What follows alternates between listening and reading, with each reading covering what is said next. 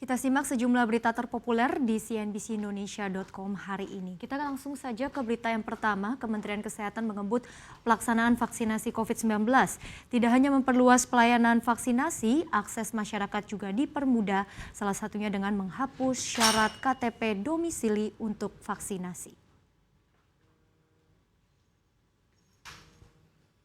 Hal itu tertuang dalam surat edaran terbaru tentang percepatan pelaksanaan vaksinasi COVID-19 melalui kegiatan pos pelayanan vaksinasi dan optimalisasi unit pelaksana teknis atau UPT vertikal Kementerian Kesehatan.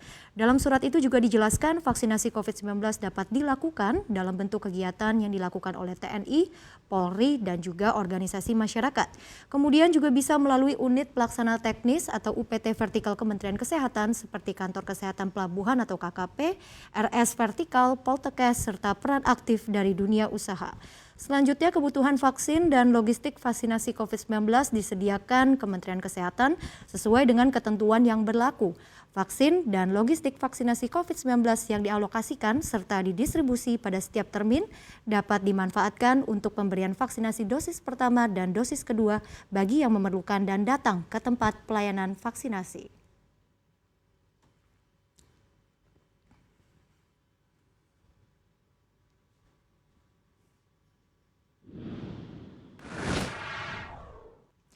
Kita beralih ke berita lainnya. Pada pekan lalu publik dihebohkan dengan pengakuan dari Komisaris Utama PT Pertamina Basuki Cahayapurnama alias Ahok.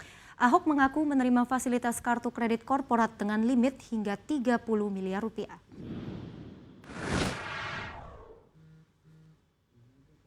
Sejumlah pihak pun terkejut dan tak luput meragukan besaran limit kartu kredit tersebut, termasuk mantan Direktur Utama PT Pertamina periode 2006 hingga 2009 Aris Sumarno. Ia menyebut bahwa limit kartu kredit korporat Pertamina saat dirinya menjabat sebagai Direktur Utama, yakni yang tertinggi mencapai 500 juta rupiah untuk level direksi dan komisaris. Menurutnya peraturan penggunaannya cukup ketat untuk setiap level. Penggunaan kartu kredit korporat ini pun juga dilarang untuk menalangi pengeluaran pribadi. Selain itu, Ari menilai bila kini limitnya hingga 30 miliar rupiah namun tidak dilaporkan dengan jelas dan akuntabel, maka hal ini tentu merupakan sesuatu yang tidak benar.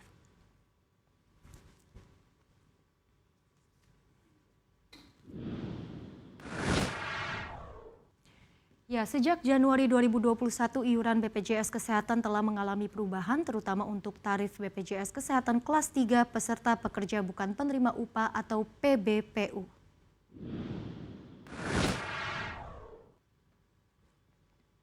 Hal ini sesuai dengan Peraturan Presiden Nomor 64 Tahun 2020 di mana pemerintah memutuskan untuk mengurangi bantuan subsidi. Adapun iuran bagi peserta pekerja penerima upah atau PPU yang bekerja di lembaga pemerintahan, yakni bagi pegawai negeri sipil, anggota TNI, Polri, pejabat negara, dan pegawai pemerintah non-pegawai negeri sebesar 5% dari gaji, sementara 4% dibayar pemberi kerja dan sisanya oleh peserta. Selain itu, jumlah yang sama untuk peserta pekerja penerima upah yang bekerja di BUMN, BUMD dan swasta dengan besaran 5% dari gaji, 4% oleh pemberi kerja dan 1% dibayar oleh peserta. Terkait denda keterlambatan pembayaran iuran pun akan dikenakan sebesar 5% dari biaya diagnosa awal pelayanan kesehatan rawat inap yang akan dikalikan dengan jumlah bulan tunggakan.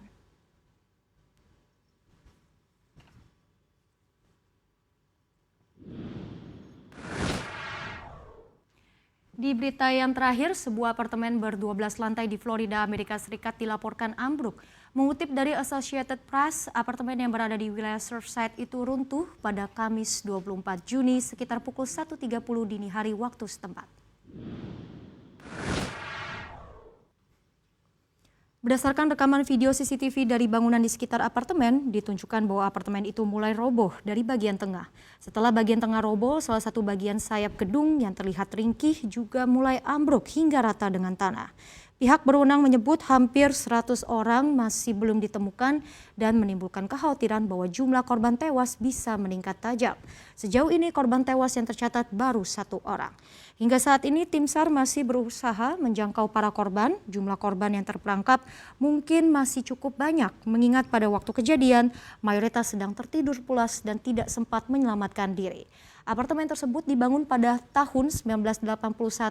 Ada beberapa unit dengan 2 kamar tidur yang dipasarkan dengan harga mulai 600 hingga 700 ribu dolar atau setara 8,6 hingga 10 miliar rupiah. Nuansa lingkungan di kawasannya pun sangat kontras dengan kemewahan dan berdekatan dengan pantai.